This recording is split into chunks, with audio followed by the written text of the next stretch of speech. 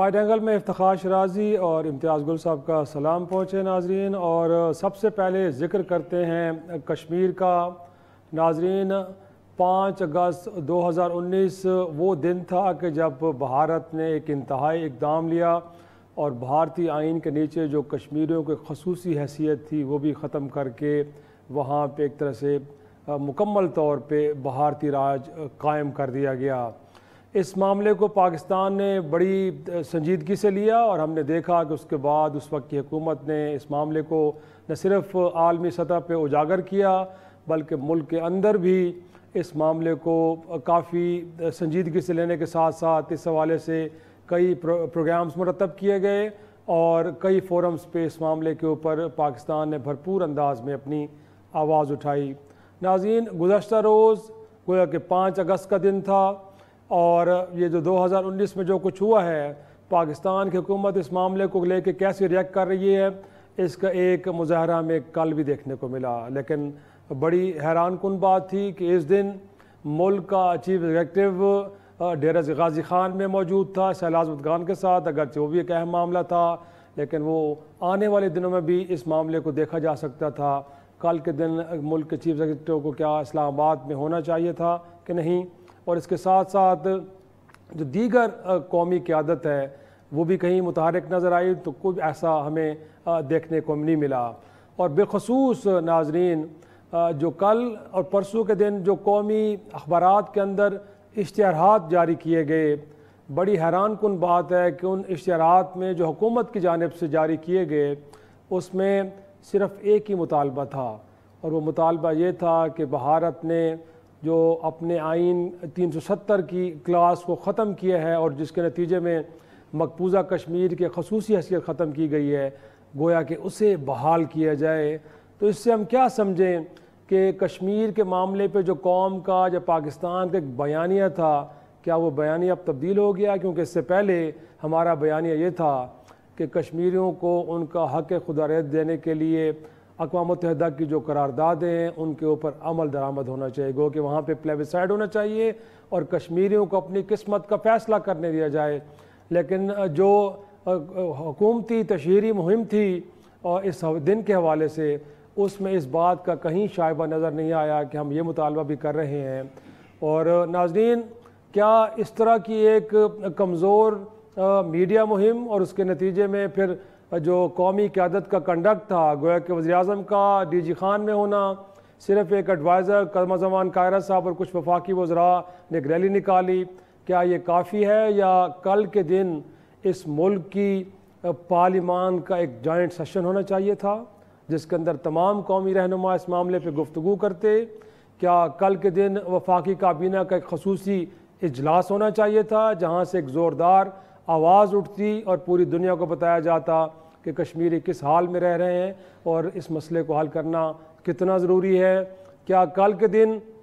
اس ملک کے ایوان بالا کے سربراہ، گویا کہ چیئرمین سینٹ، قومی اسمبلی کے سربراہ، اسپیکر قومی اسمبلی،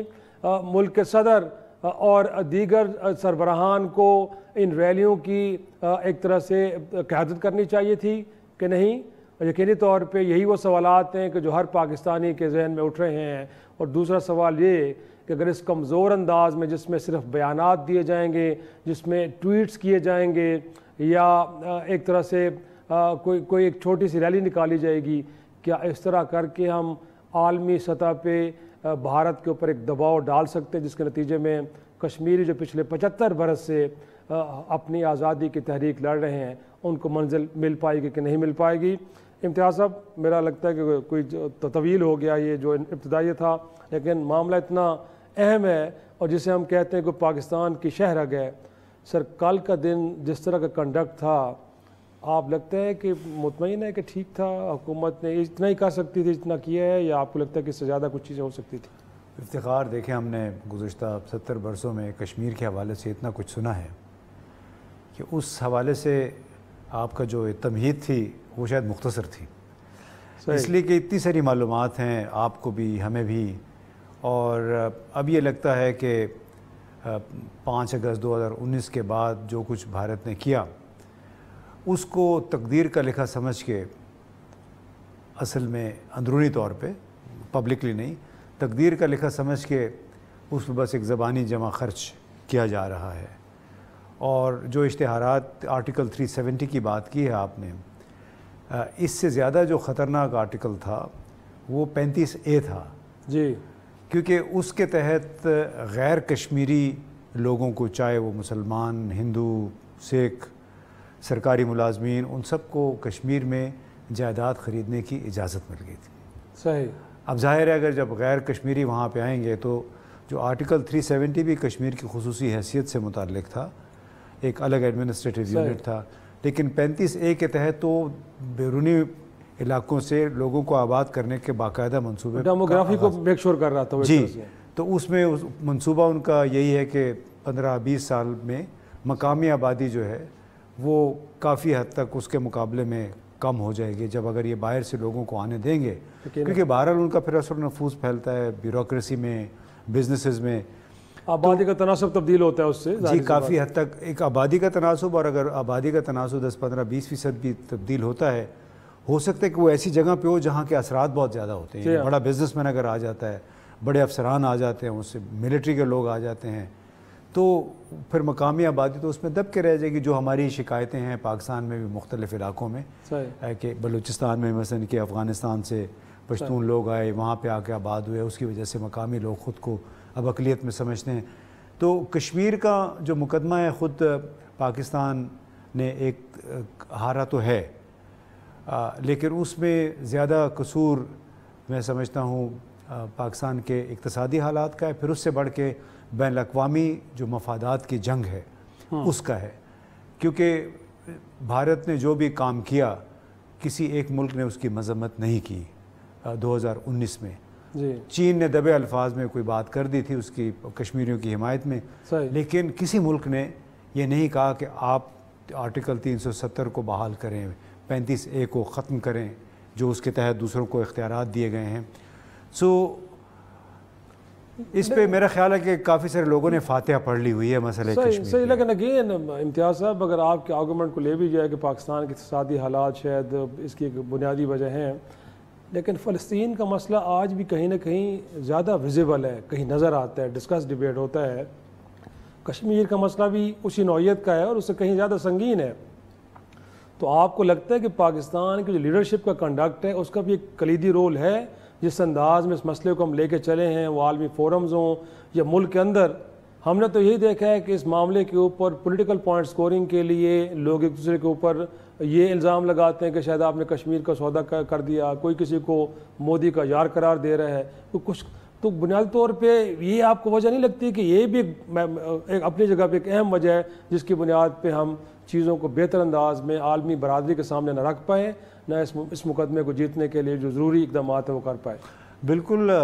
صحیح کہا آپ نے کہ جو قومی قیادت ہے، چاہے وہ فوجی ہیں چاہے سویلین ہیں، سب کا بحیثیت مجموعی کردار کچھ اس نوعیت کا رہا ہے کہ اس سے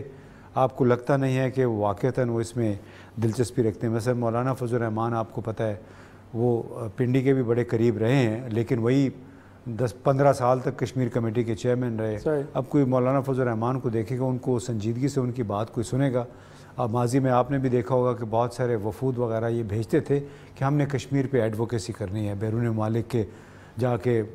دوسرے کیپٹلز میں جا کے لوگوں کو بتانا ہے، لیکن یقین کیجیے وہ ایسے لوگ جاتے تھے، وہ ایک پکنک کے طور پہ جاتے تھے،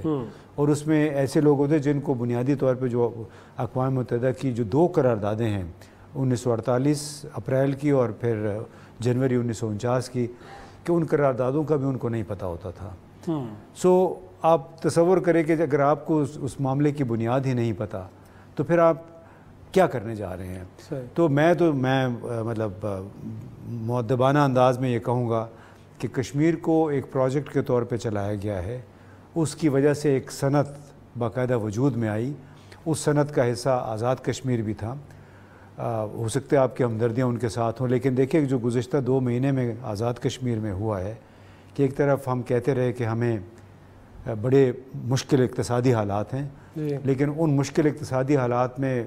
5-5 کروڑ کی کوئی 5-6 گاڑیاں نہیں خریدی گئیں، یعنی ایک ایسے حالات میں جب سب لوگ رو رہے ہیں، صحیح، تو ایک طرف آزاد کشمیر کے جتنے بھی سیاستدان تھے انہوں نے اس کو ایک صنعت کے طور پہ ٹریٹ کیا، دوسری طرف ان کو جو سپورٹ کرنے والے تھے وہاں سے بھی کچھ ایسے ہی ہوا کہ اس کے نام پہ بہت سارے لوگ ان کی زندگیاں بن گئی، ان کی اگلی نسلوں کی بھی زندگیاں بن گئی ہیں، اور یہ بڑی شکایت تھی کشمیریوں کی۔ یہ البتہ کشمیریوں کی شکایت ہمیں یہ بھی ذہن میں رکھنا چاہیے کہ کشمیر پاکستان کی ایک لحاظ سے جڑوں میں بیٹھا ہوا ہے، صحیح، یعنی آج پاکستان کا جو امیج ہے دنیا بھر میں، صحیح، جو بھارت نے بنایا کہ یہ دہشت گردوں کی پشت پناہی کرتے ہیں، اور انہوں نے کشمیری مجاہدین تو وہ نہیں کہتے، وہ تو آتنکوادی کہتے ہیں، یعنی ٹیررسٹ کہتے ہیں، تو ان کو انہوں نے بالکل ایک ویلن بنا کے، پاکستان کو بھی ویلن بنا کے پیش کیا، اور اس وجہ سے پاکستان کا مقدمہ جو تھا بین الاقوامی فورم پہ وہ خود بخود پھر وہ تحلیل ہوتا چلا گیا۔ صحیح، یقینی طور پہ یہی لمحہ فکری ہے ناظرین کہ اس مقدمے کو کمزور کرنے کے لیے اگرچہ دشمن نے اپنا ضرور کردار ادا کیا، لیکن خود اگر اپنے گریبان میں ہم جھانکے تو ہماری بھی کارکردگی انتہائی مایوس کن رہی ہے۔ اب دیکھنا یہ ہے کہ آنے والے وقت میں کیا اسی طرز عمل کو لے کے ہم آگے بڑھیں گے، یا کچھ تھوڑا سا اس معاملے پر سنجیدگی کا مظاہرہ ہوگا، اور اس مسئلے کو حل کرنے کے لیے وہ سنجیدہ کوششیں ہونی چاہیے کہ جو پچھلے 75 برسوں میں ہمیں دیکھنے کو نہیں ملی۔ ایک چھوٹا سا بریک، اور بریک کے بعد ہم ذکر کریں گے foreign funding case, P T I کے خلاف الیکشن کمیشن کا فیصلہ تو آ گیا، اس کے بعد حکومت وقت کے تیور تو کچھ درست دکھائی نہیں دے رہے، گویا کہ بڑے اگریسو ہیں۔ ان کے خیال میں عمران خان نے غیر ملکی کمپنی اور افراد سے فنڈنگ لی کہ جو ملکی آئین اور قانون کے خلاف تھی، اور یقینی طور سے اس سے پاکستان کی سلامتی کو خطرات لاحق ہوئے۔ تو بہتر یہ ہوگا کہ اس پارٹی کو تحلیل کر دیا جائے، اس کے حکمران کو، اس کے سربراہ کو گھر بھیج دیا جائے، اور ساتھ میں کچھ فوجداری مقدمات بھی بننے چاہیے جن کے لیے ایف آئی اے کی ایک ٹیم بھی تشکیل دے دی گئی ہے۔ کیا ہونے جا رہا ہے، ایک چھوٹی سی بریک کے بعد۔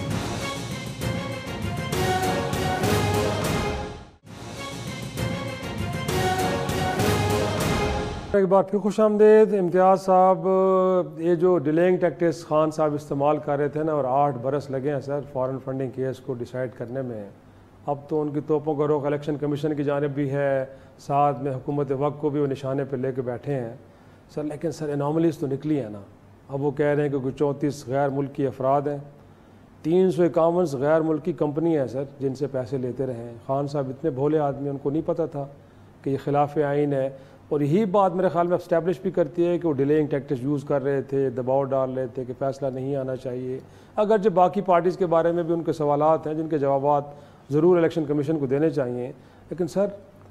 اب وہ وکٹم کارڈ پلے کریں کہ جی میرے ساتھ زیادتی ہو رہی ہے، مجھے اب وہ سسٹم سے باہر نکالنے کی کوششیں کر رہے ہیں، تو سر اور کیا کرے؟ حکومت وقت اگر نہیں کرے گی، ریفرنس نہیں بھجواتی الیکشن کمیشن کو، سپریم کورٹ کو نہیں بھجاتی، اور ساتھ میں انویسٹیگیشن نہیں ہوتی ایف اے کے تحت، تو کیا کرے حکومت؟ کہے کہ بالکل سب کچھ ٹھیک ہے، اگرچہ الیکشن کمیشن تو ادروائز کہہ رہے ہیں۔ اچھا، اس میں افتخاری پہلی تو بات یہ ہے کہ جو تاخیری حربے والی بات ہے جی، یہ تو تمام تر قصور الیکشن کمیشن کا ہے نا۔ اگر 8 سال وہ کیس سن رہے تھے، جب ان کو پتہ چل گیا کہ پی ٹی آئی تاخیری حربے استعمال کر رہی ہے، تو کوئی ایک ڈیڈ لائن سیٹ کر کے اس کے مطابق فیصلہ حربوں کا شکار نہ ہوتے ہو۔ اس میں مجھے یہ سمجھ نہیں آئی کہ لوگ اس کے لیے براہ راست عمران خان یا پی ٹی آئی کو کیوں اس کا مورد الزام ٹھہرا رہے ہیں۔ ادارہ بھی اتنا ذمہ دار ہے آپ کے خیال؟ یہ تو ادارہ خود ذمہ دار ہے۔ اگر وہاں پہ نالائکی تھی یا کوئی مصلحت تھی تو اس میں عمران خان کا کیا قصور ہے؟ یعنی پچھلی جب حکومت تھی اس دوران، ان کی حکومت کے دوران بھی فیصلہ آ سکتا تھا۔ دوسری بات یہ ہے کہ یہ جو فارن فنڈنگ، اس پہ بہت ساری بات ہو رہی ہے، عام لوگوں کو بھی کافی گمراہ کر رہے ہیں کہ کیا یہ پیسہ کوئی سی آئی اے سے آیا تھا، کوئی امریکی کمپنی تھی، یا کوئی موساد یا MI6 اس کے پیسے تھے، یا کسی جو غیر ملکی سیاسی جماعتیں ہیں جیسے ریپبلکن پارٹی امریکہ کی، ڈیموکریٹک پارٹی ہے، کنزرویٹو پارٹی برطانیہ کی، کیا ان کی طرف سے یہ پیسہ آیا تھا کہ آپ آئیں اور یہ پیسے لیں اور ہمارے مفادات کے لیے کام کریں؟ بی جے پی سے آیا تھا یا بی جے پی را سے آیا تھا؟ تو انہوں نے ایک ٹیکنیکل نقطے کو پکڑ کے بال کی کھال اتار رہے ہیں،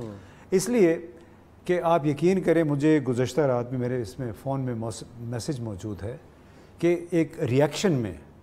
رد عمل کے جو کچھ یہاں پہ ہو رہا ہے، ایک بزرگ ہیں امریکہ میں رہتے ہیں، انہوں نے کہا کہ مجھے یہ 3 نمبر میں نے نکالے ہیں پی ٹی آئی کے اکاؤنٹ نمبر، مجھے ان میں سے بتائیں کہ جینوئن کون سا ہے، کیونکہ میں اب کئی ہزار ڈالر ہیں میں بھیجنا چاہتا ہوں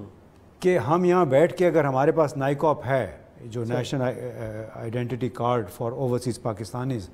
تو آپ ہمیں کس طرح غیر ملکی قرار دیتے ہیں؟ میں اپنے پیسے اگر بھیج رہا ہوں تو اس کو یہ کیسے کہہ رہے ہیں کہ یہ غیر ملکی امداد ہے؟ تیسری بات، یہ سارا پیسہ پاکستان کے اندر آیا ہوا ہے۔ چوتھی بات، یہ کوئی عمران خان کے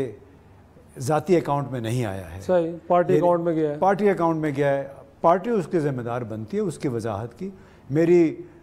ڈلس ٹیکسس میں بات ہوئی، انہوں نے کہا کہ جی جتنے ہمارے کھاتے میں ساؤتھ امریکہ جو امریکہ کے اندر ساؤتھن اسٹیٹس ہیں، ہمارے کھاتے میں کہتے ہیں انہوں نے 74,000 ڈالر نکالے ہیں۔ اچھا، وہ ندیم زمان صاحب کہہ رہے تھے۔ ہمارے کہتے ہیں 1 سال کا جو کنونشن کا خرچہ ہوتا ہے نا، وہ 1,20,000، 2 سالوں کو انہوں نے بتایا کہ 1 سال ہمارے 1,20,000 ڈالر خرچ ہوئے، یہی تمام اس کے جو ادھر کا چیپٹر ہے۔ دوسرے سال 1,10,000 یا 15,000 ڈالر۔ کہتے ہیں میں پریشان ہوں کہ 71,000 ڈالر لے کے اور یہ ہمارے پیچھے پڑ گئے ہیں۔ تو آپ یہ سوچیں، اصل مسئلہ یہ تھا کہ ٹیکنیکلی غلط ہے، پروسیجرز بالکل فالو کرنے چاہیے، لیکن آپ انجینئر سے، ڈاکٹر سے، جو عام لوگ ہیں وہاں پہ دکانیں چلا رہے ہیں اپنے بزنس، ان سے توقع کریں کہ بالکل وہ اکاؤنٹنٹ جنرل آف پاکستان کے جو طے شدہ یا بینکوں کے طے شدہ طریقہ کار ہے بالکل 100% اس کے مطابق۔ تو 100% تو اب مجھے یہ بتائیں کہ اس ملک میں، میں آخری بات کر رہا ہوں، جن لوگوں کو بھگوڑا قرار دیا گیا ہوا ہے، صحیح، باقاعدہ بھگوڑا ابھی گزشتہ عدالتوں نے جی، ان لوگوں کے کاروبار کیسے چل رہے ہیں؟ جب بھگوڑا کوئی قرار دیا جاتا ہے تو آٹومیٹیکلی پراپرٹی ساری اٹیچ ہو جاتی ہے، وہ سرکار کی ملکیت ہو جاتی ہے۔ میں حیران ہوں کہ مفتاح اسماعیل صاحب نے آج کراچی میں کیا کہا، دہرایا اپنا فکر، میں نے پہلے بھی پروگرام میں ذکر کیا کہ ہم نے وزیر اعظم کے بیٹوں کی شوگر ملوں پہ بھی 10% ٹیکس لگایا ہے۔ او بھائی، اول تو یہ کہ آپ کوئی احسان کر رہے ہیں قوم پہ کہ آپ نے ان کے بھی کوئی الگ مخلوق ہے کہ ان کی ملوں پہ آپ نہیں لگا سکتے۔ دوسرا مسئلہ یہ ہے کہ وزیر اعظم کے بیٹے ہیں، صدر کے بیٹے ہیں، بھگوڑے اگر ہیں، اس طرح نواز شریف کے بیٹے بھی اگر بھگوڑے، ان کا کاروبار یہاں چل رہا ہے، تو بہت بڑا سوال پھر ٹیکنیکل یہ ہے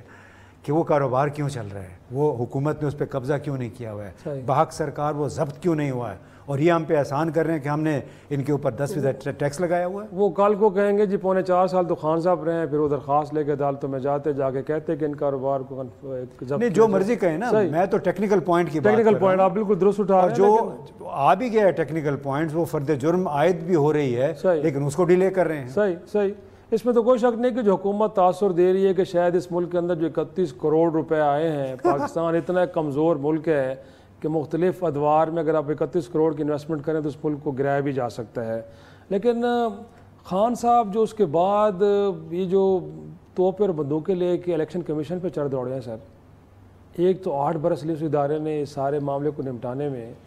اب آپ کو بھی لگتا ہے، آپ بھی کنونسڈ ہیں خان صاحب کی اس رائے سے کہ جو چیف الیکشن کمشنر صاحب ہیں وہ باعث ہیں، ان کا وزن ایک کسی پارٹی کے پلڑے میں ہے، چیزوں کو میرٹ پہ نہیں دیکھ رہے سر؟ اس کے بعد سپریم کورٹ کا فورم بھی ہے، بلکہ اس کے نیچے جو ہائی کورٹ بھی ہے، 2 ایپلیٹ فورم آپ کے پاس موجود ہیں، کیوں اتنی زیادہ اگریسو اپروچ اپنائی ہوئی ہے آپ نے؟ دیکھیے، یہ تو اب عمران خان کو خود پتہ ہوگا کہ ہم اس کے کوئی ترجمان تو نہیں ہیں، بطور اینالسٹ آپ کیا دیکھتے ہیں نا سر؟ لیکن ہمارا اگر بطور اینالسٹ آپ مجھ سے پوچھیں گے تو ایک شخص ہے، اس کو آپ نے دیوار کے ساتھ لگا دیا ہے، تو اس کے پاس ابھی اپنے دفاع کے لیے جو اس کے ترکش میں تیر ہوگا وہ چلائے گا۔ صحیح، جس طرح حکمرانوں کو اور کچھ نہیں ملے تو پہلے توشہ خانہ لے آئے، صحیح، کیس بھی اس کے خلاف جو ہے وہ توشہ خانے سے متعلق جو اشیاء خالد محسن رانجھا نے وہ دائر کیا ہے، یعنی اس کے علاوہ کوئی اور نہیں، وہ دائر کیا کیونکہ ان کو کہیں اور کچھ نہیں ملا ہے۔ تو پھر اب آگے کہ جی چونکہ صادق اور امین نہیں رہے، بھئی صادق اور امین وہ بلکہ کل پرسوں ہی میرا خیال ہے کوئی مجھے یاد نہیں آیا، کوئی وکیل صاحب کہہ رہے تھے کہ ریٹائرڈ جج کہ خدا کے لیے یہ صادق اور امین اس بار اس کنٹروورسی میں نہ استعمال کریں، یہ تو حضور صلی اللہ علیہ وسلم کے کانٹیکس میں یہ لفظ آتا تھا، تو آپ جو یہاں دنیاوی امور ہیں اس کے لیے یہ ٹرمینالوجی نہ استعمال کریں۔ تو اصل بات یہ ہے کہ کیا یہ سب اتنے پوتر ہیں کہ وہ سمجھتے ہیں کہ عمران خان غلط، اور عمران خان وہ میرا خیال ہے کہ اپنے دفاع میں آپ نے جو اوریجنل سوال کیا جی کہ وہ بطور ایک سیاستدان کاروبار ہے نا جی ہاں، اس ملک میں ہر ملک میں سیاست ایک کاروبار ہے، اور کاروبار میں جب آپ موجود ہوں گے تو اپنی بقا کے لیے، اپنی سروائیول کے لیے آپ ہر ممکن طریقہ ہر کارڈ استعمال ہر وہاں پہ استعمال کریں گے. وہی کام عمران خان کرے، اس میں انہونی کیا بات ہے؟ جنہوں نے اپنے کیسز 16 ارب روپے کی OTTs وغیرہ ہیں، جس دن مطلب آپ کو معلوم ہی ہے کہ ان کی فرد جرم عائد ہونی تھی، انہوں نے وزیر اعظم کا حلف لے لیا، اس کے بعد سے وہ تاخیری حربے چل رہے ہیں ادھر آپ، لیکن وہ نہ کہیے گا، وہ ناراض ہو جائیں گے وہ. چلو جی، بحث کو ابھی تک فارن فنڈنگ پہ رکھتے ہیں، چھوٹا سا بریک لیتے ہیں، بریک کے بعد واپس آئیں گے. تو کچھ اوورسیز پاکستانی بھی ظاہر سی بات ہے وہی خان صاحب کو فنڈنگ کرتے رہے ہیں پارٹی کے لیے یا ہاسپٹلس کے لیے، ان کی رائے کیا ہے ایک چھوٹی سی بریک کے بعد.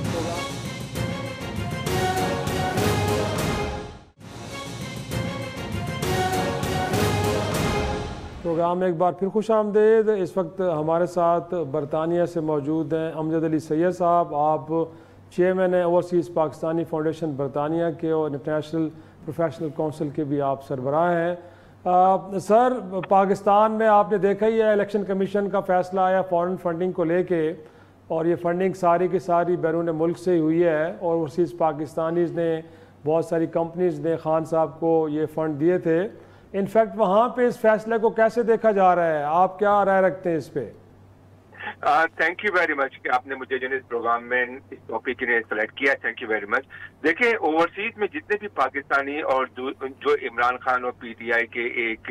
سپورٹر ہیں یا ان کے ساتھ ایک بانڈنگ موجود ہے، وہ اس بات کو بڑی حیرانگی سے دیکھتے ہیں، کیونکہ یہ اس میں پہلے تو انہوں نے بہت زیادہ کنفیوژن پھیلائی کہ یہ فورن فنڈنگ کا کیس ہے، بعد میں پتہ چلے تو ڈونیشن کا کیس ہے اور اس طرح کی چیزیں. اچھا، اس میں مجھے آپ تھوڑا سا ایکسپلین کرنے کا 2 منٹ دیں تو میں آپ کو بتاؤں کہ جتنے بھی اوورسیز پاکستانی یہاں پہ رہتے ہیں یا دوسرے ایشین، ان کا عمران خان کے ساتھ جو تعلق ہے وہ ایک ہیروازم کا تعلق ہے. اور ان کی پرسنالٹی کی بنیاد پہ بہت سارے ایشین ممالک کے جو لوگ ہیں، خاص طور پہ انڈین کے لوگ ہیں، افریقن کے لوگ ہیں اور ساؤتھ افریقہ کے لوگ ہیں، وہ انہیں پسند کرتے ہیں، ان کے پروگرام میں آتے ہیں، ان کو ٹرسٹ کرتے ہیں. تو بہت سارے پروگرام میں جب عمران خان نے اپنی والدہ کے لیے پروگرام کرے، چیریٹی کے پروگرام کرے، تو اس پروگرام میں 2 قسم کی یہ لوگ جو ہے نا ڈونیشن کرتے تھے. ایک تو وہ ڈونیشن جو کہ عمران خان کے ہاسپٹل کے نہیں ہے یا دوسرے پروجیکٹ کے نہیں ہوتا ہے، اور اس کے ساتھ ساتھ ایک اور ڈونیشن ہوتا ہے جس میں وہ پارٹی ڈونیشن لیتے ہیں. بالکل اس طرح کا سمجھ لیں کہ آپ جب مسجد میں عید پہ جاتے ہیں تو 2-4 قسم کے باکسے رکھے ہوتے ہیں کہ یہ صدقے کا باکس ہے، یہ فطر کا باکس ہے، اور یہ جو عام جو ہے خیرات باکس ہے. تو اسی طرح ان کے پروگرام میں یہ ہوتا تھا کہ یہ مختلف قسم کے جو ہے اس میں لوگ ڈونیشن کرتے تھے کہ یہ پروجیکٹ کے لیے ہے یا یہ پارٹی کے لیے. اس میں جو اب لوگ انوالو ہیں اس میں 2 قسم کے لوگ انوالو ہیں. ایک تو وہ لوگ ہیں جو کہ پرسنلی جو ہے انہیں اپنے پرسنل اکاؤنٹ سے دیا، جسے آپ نے ڈیفائن کرا ہے ایز اے فارنر. اب اس میں بھی فارنر کو آپ یہ سمجھ رہے ہیں کہ بہت سارے یورپین ممالک میں، امریکہ میں بہت سارے پاکستانی جو آئے ہیں، انہوں نے حالات کی وجہ سے بہت سارے لوگوں نے اپنے نام چینج کرے. یعنی کہ اگر ایک بندہ کا نام محمد ہے تو وہ مائک بن گیا ہے، اور جیسے کہ ایک آدمی، جیسے بہت سارے ڈاکٹروں نے اور پروفیشنل نے اپنے آپ سوسائٹی میں ایڈجسٹ کرنے کے لیے اپنے نام چینج کرے. اور ہر آدمی اس سوسائٹی میں ٹیکس کے بچانے کے لیے اپنی پرسنل کمپنی رکھتا ہے، جس کی وجہ سے کہ اس کو ٹیکس لائبلٹی کم آ جاتی ہے. تو ایک وہ پاکستانی اور بہت سارے لوگ جو ہیں، جیسے کہ میں بہت سارے ڈاکٹروں کو جانتا ہوں جن کا نام نذیر ہے، پتہ چلا کہ اس کا نام جیمز فنا ہے، حالانکہ جب اس کا پاسپورٹ اور انہوں نے اس وقت پاسپورٹ لیا تھا آج سے 25 یا 50 سال پہلے، جبکہ ڈاکومنٹیشن کی اتنی ریکوائرمنٹ نہیں تھی. تو یہ پاکستانی، جیسے کہ آپ نے انڈیا کی ایک عورت کا نام کا سنتے ہیں امریکہ میں، رومیتا شیٹھی، جی، تو وہ عورت جو ہے اس نے پاکستانی سے شادی کری ہے. وہ کنورٹڈ مسلم ہے، لیکن ڈاکومنٹ کی پرابلم کی وجہ سے وہ اپنا نام پاسپورٹ میں اور دوسری چیزوں میں چینج نہیں کر سکتی ہے. تو آپ یہ دیکھیں، لیکن وہ مکہ میں ہو کے آ سکتی ہے، حج کر سکتی ہے، پاکستان جا سکتی ہے، لیکن نام تو ٹیکنیکلی بنیاد اس کا مطلب اگر کوئی وہاں پہ ڈونلڈ اور کوئی مارٹن ہے تو ادریس اور وہ دین محمد ہو سکتے ہیں. ضروری نہیں ہے کہ وہ وہاں پہ گورے فنڈنگ کر رہے ہوں. بالکل آپ نے ٹھیک کہا. لیکن اب کیا کہیں اس فیصلے کے بعد اوورسیز پاکستانی کیا آپ ڈسکریج ہوئے ہیں یا اگین وہ لگتا ہے کہ اب اگریسولی خان صاحب کو فنڈنگ کریں گے؟ ایک طرح سے وہاں پہ فیلنگز کیا ہیں وہ بتائیے ذرا. یہ فنڈنگ جو ہے نا, آپ دیکھیں ریڈیکولس قسم کی فنڈنگ, یہ جو اس نے کیس بنایا ہوا ہے, ایک 100 پاؤنڈ ڈالا ہے محبت میں یا اس کی قربت سے, یا ان کی جو ایک مشن میں ایک آدمی نے 50 پاؤنڈ 100 پاؤنڈ, یہ تو عام آدمی کا کنٹریبیوشن. یہ وہ اماؤنٹ ہے 500, 1000, 2000 پاؤنڈ کی, جو کہ کسی ذات پہ یعنی کہ پولیٹیکل فگر پہ یا کسی بیوروکریٹ کو آپ اس کا ڈیسیشن چینج کرنے میں انفلوئنس نہیں کر سکتے. جیسے کہ ہم یہاں پہ لوکل پالیٹکس میں انوالو ہوتے ہیں, ہم لیبر پارٹی کو ڈونیشن کرتے ہیں, لیکن جو 100 پاؤنڈ یا 500 پاؤنڈ یا 1000 پاؤنڈ کا جو ہم عام اپنے ایم پی اے کے ساتھ ریلیشن شپ بلڈ اپ کرنے کے لیے ڈونیشن کرتے ہیں, وہ اماؤنٹ جو ہے ہمارے وہ ایم پی اے پہ وہ انفلوئنس نہیں کرتی کہ وہ پالیسی اپنی چینج کرے. You understand? تو وہ جو اماؤنٹ جو ڈونیٹ ہوئی ہے, وہ تو اس کو کہنا کہ یہ فورن فنڈ ہے یا پھر ڈونیشن ہے, اس لیے مذاق کا خیر ہے کہ وہ اس شخص پہ یعنی کہ عمران خان پہ کوئی انفلوئنس نہیں ڈال سکتی. بہت سارے کیسز کو تو عمران خان کو یہ بھی نہیں پتا یہ کہاں سے آدمی ہے یا کس نے دیا ہے. جیسے میں عمران خان کی پارٹی کو ڈونیشن کافی کرا, لیکن اگر میری کبھی ملاقات ہو عمران خان سے, وہ تو مجھے جانتا بھی نہیں ہوگا کہ یہ کون شخص ہے. You understand? وہ میں جب اسے ملاقات بھی نہیں کر سکتا ہوں, میں اگر جاؤں گا تو بہت سارے پرابلمٹک ہیں, تو وہ میں کس طرح اسے انفلوئنس کر سکتا ہوں؟ ہزاروں. دیکھیں آپ نے یہ ایک مذاق خیر بات ہے کہ جو 351 فورن کمپنیز کے نام انہیں دیے ہیں, یہ ساری کمپنی میجورٹی کمپنی پاکستانی لوگوں نے بنائی ہوئی ہیں اپنے نام سے, جو کہ وہ یہاں پہ اپنا کمپنیز کی بیس پہ اپنا ٹیکس بچانے کے لیے یہ لوکم بیس سسٹم کرتے ہیں. You understand? اور جو 34 جو فورن کا انہوں نے کہا ہے, میجورٹی اس میں وہ پاکستانی ہیں جنہوں نے اپنے نام تبدیل کیے ہوئے ہیں کر رکھے. آپ ان پہ شک کر رہے ہیں؟ صحیح. بہت شکریہ امجد علی سید صاحب آپ کا وقت دینے کے لیے. بڑی انٹرسٹنگ انہوں نے معلومات فراہم کی ہیں. لیکن اس سے تھوڑا سا آگے چل کے امتیاز صاحب, کیا لگتا ہے آپ کو جو سٹینس گورنمنٹ نے لیا ہوا ہے, جس طرح اگریسولی آگے بڑھ رہی ہے, آپ کو ملک کے اندر پولیٹیکل ٹیمپریچر کچھ تھوڑا بڑھتا ہوا نظر آ رہا ہے؟ پھر کچھ لوگ اس کو ایک طرح سے کہیں پیچھے جا کے ماضی میں 71 میں ریلیٹ کرتے ہیں کہ مجھر رحمان صاحب بھی کسی زمانے میں پاپولرٹی کے اپنے ٹاپ پہ تھے اور آپ نے ان کے مینڈیٹ کو اگنور کیا, لہذا ڈسون کیا, اور پھر حالات کیا بنے. تو آپ کو بھی تھوڑی بہت کوئی سملیرٹیز نظر آ رہی ہیں؟ نہیں, مجھے تو کچھ اور لگ رہا ہے. اچھا, ایک اور ہے نارو سب کے لیے.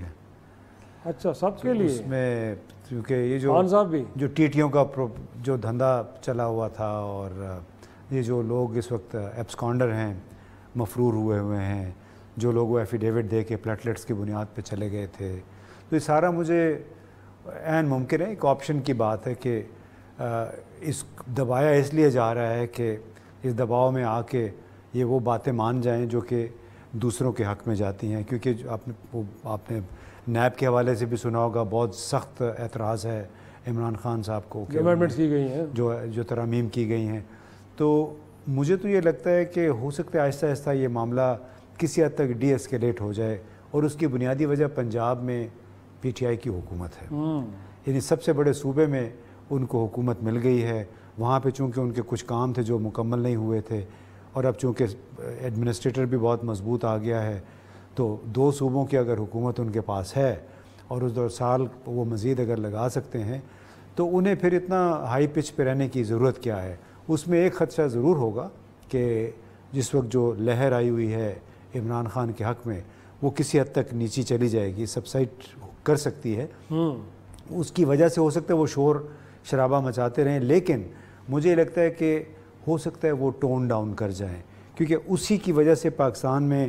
جو غیر یقینی صورتحال ہے, عدم استحکام کی صورتحال ہے, وہ خاصی حد تک کم ہو جائے گی, اور وہ بڑا ضروری ہے ہماری اقتصادی صورتحال کے لیے. تو اگر اس طرح ہو جاتا ہے تو کہ ایک سال اور حکومت کر لیں, زرداری صاحب بھی اپنے مزے لے لیں, یہ بھی لے لیں, تو میرا خیال ہے پاکستان کے لیے ہو سکتا ہے یہی بہتر ہو. گویا کہ جو ارلی الیکشن کی ڈیمانڈ ہے ہر 2 طرف سے, وہ بھی پبلک کنزمپشن کے لیے, حقیقت اس میں کچھ نہیں ہے, سارے حکمرانی کے مزے لینا چاہتے ہیں. اور بڑی انٹرسٹنگ بات کیا اسے امتیاز صاحب نے کہ لگتا ہے کہ سب کے لیے آنا رو ہے. گویا کہ ماضی میں جو کچھ جس نے کیا بھی ہے, سب پہ مٹی ڈالو اور آگے بڑھو. بڑی حیران کن بات ہے, دیکھتے ہیں کہ پریڈکشن کتنی حد تک سچ ثابت ہوتی ہے. ناظرین, چھوٹا سا بریک, اور بریک کے بعد کچھ ذکر کرتے ہیں افغانستان کا, اور پھر اس کے بعد تائیوان کا, جہاں پہ امریکی ایوان نمائندگان کے اسپیکر نے دورہ کیا, اور اس کے بعد جو امریکہ اور چین کے درمیان کشیدگی ہے وہ اپنی انتہاؤں پہ نظر آ رہی ہے. چھوٹی سی بریک.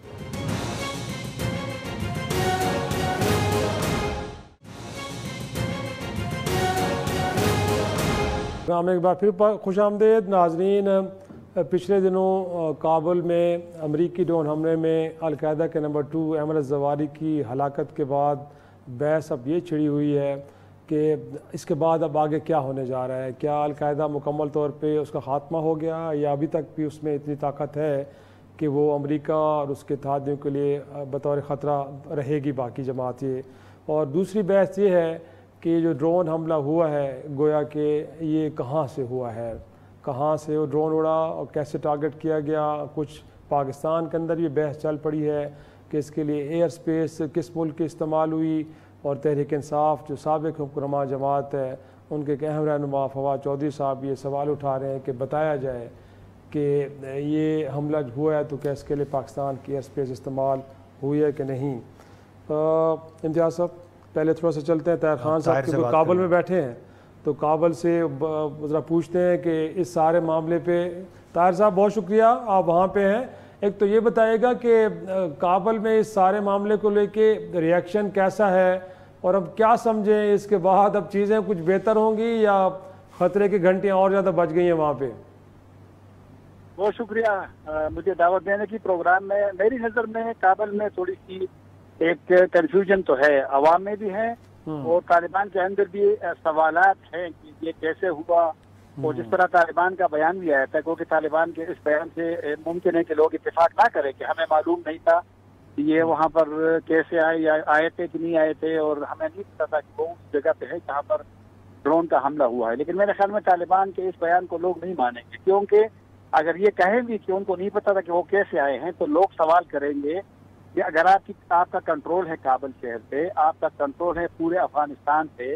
تو اتنی اہم اور مطلوب شخص القاعدہ کے سربراہ کیسے کابل آ گئے ہیں؟ تو یہ طالبان کے اندر بھی سوالات ہیں. دوسری بات یہ ہے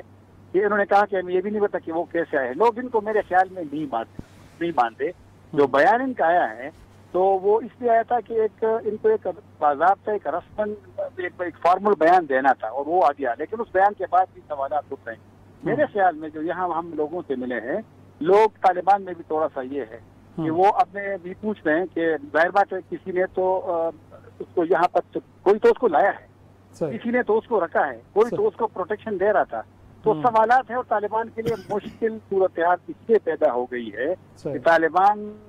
کا خیال تھا کہ شاید دنیا ان کے ساتھ زیادہ ان تعلقات بڑھا رہی ہے, رابطے کر رہے ہیں, یہ اپنی آپ کو وہ جو تسلیم کرنے کی مطالبات کر رہے تھے. تو اب میرے خیال میں ان کے لیے وہ جو ممالک روس, چین یا پاکستان یا کئی اور ممالک بڑے زیادہ ان کے ساتھ تعلقات بھی اچھے, ان کا دفاع بھی کر رہے تھے کہ ان کے پیسے واپس کر دو, ٹینشن ان سے ہٹاؤ, پابندیاں ہٹا دو. اب وہ لوگ بھی دفاعی پوزیشن میں چلے جائیں گے. اور یہاں جب ہم ملتے ہیں کابل میں, آج بھی ہم ملے ہیں, وزیر سے بھی ایک ملے ہیں اور لوگوں سے ملے, ابھی بھی میں آ رہا ہوں ایک وزارت میں گیا تھا. تو یہاں بھی تھوڑی سی کنفیوژن ہے کہ کیسے ہو گیا, اور یہ خود بھی آپس میں پوچھتے ہیں کہ اب کچھ کیا ہوگا, کیونکہ یہاں پر یہ بھی خوف ہے کہ اگر ایک ڈرون حملہ ہوا ہے تو ممکن ہے کہ مزید بھی ہو. تو یہ بھی ایک خوف سا والا ماحول پیدا ہوا ہے. صحیح. اور کیا اس کو لے کے فیسیلیٹیشن کے حوالے سے کسی ملک کی جانب بالخصوص پاکستان کی جانب تو انگلیاں نہیں اٹھ رہی؟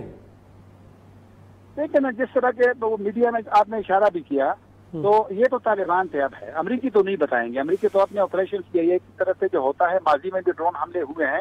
تو پاکستان میں جب ہوتے تو انہوں نے کبھی تو نہیں بتایا. لیکن جب اہم شخصیت مارا جاتا ہے, اہم شخصیت کو ہٹ کیا جاتا ہے تو پھر یہ اعلان کرتے ہیں, جس طرح کہ ایمن الظواہری کا ہوا. اب یہ تو امریکہ کا ہے کہ وہ کہیں کہ وہ کس قانون استعمال, لیکن امریکہ تو نہیں بتائیں گے. پھر افغان طالبان کی حکومت کا ہے کہ وہ کیونکہ اس بیان میں تحقیقات کا بھی علم تھا, تو یہ بھی ایک نقطہ ہے. لیکن میرے ساتھ تو شواہد نہیں ہے, ثبوت نہیں ہے کہ میں کہوں کہ یہ کہاں سے آیا ہے. تو پاکستان بات کرے گا تو کوئی تو کرغزستان کی بات ہی کر رہا ہے کہ وہاں سے امریکی اس سے آیا ہوا ہے. تو لہٰذا یہ تو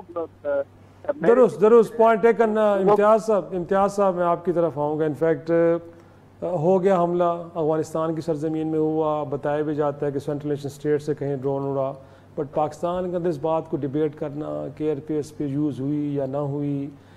کتنا آپ کو لگتا ہے کہ ایک بڑا مطلب ایک ویلڈ اور بڑا ایک جینون کوشچن ہے؟ اور پھر کچھ ہمارے تجزیہ کار اور کالم نگار بھی لکھ رہے ہیں کہ یہ تو مشرف دور کی دی ہوئی ایئر کیریڈور ہے, ابھی تک بحال ہے, کیونکہ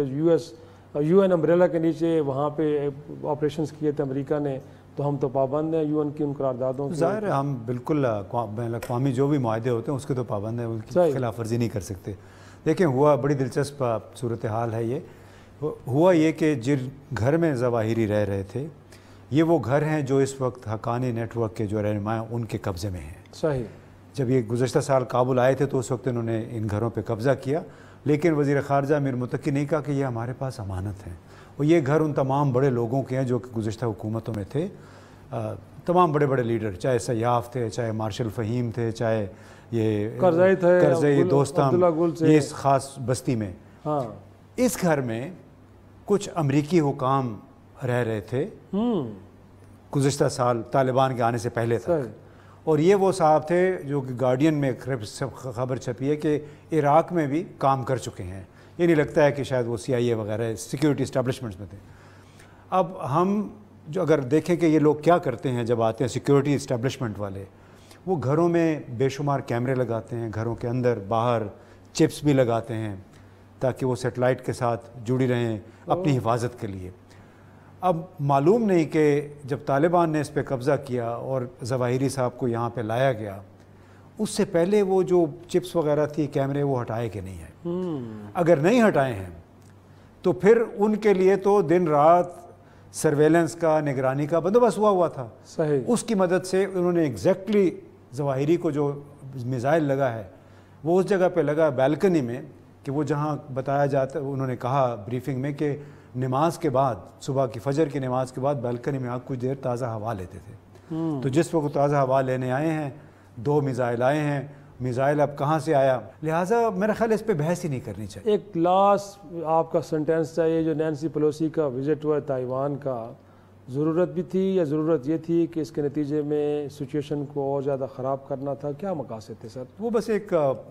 اشتعال انگیز دورہ تھا, اور کوئی پتہ نہیں کہ ظواہری کو مارنے کے لیے ڈیفلیکشن پیدا کی گئی ہو کہ ہم نے بحری بیڑا جو ہے 4 موو کر دیے ہیں اس کی طرف, ان میں سے ایک جو ہے اس کام کے لیے استعمال ہو گیا, وہ پھر خاموشی سے نکل گئی. صحیح. ناظرین اسی نوٹ پہ آج کا شو ختم کرتے ہیں, اجازت دیجیے, خدا حافظ.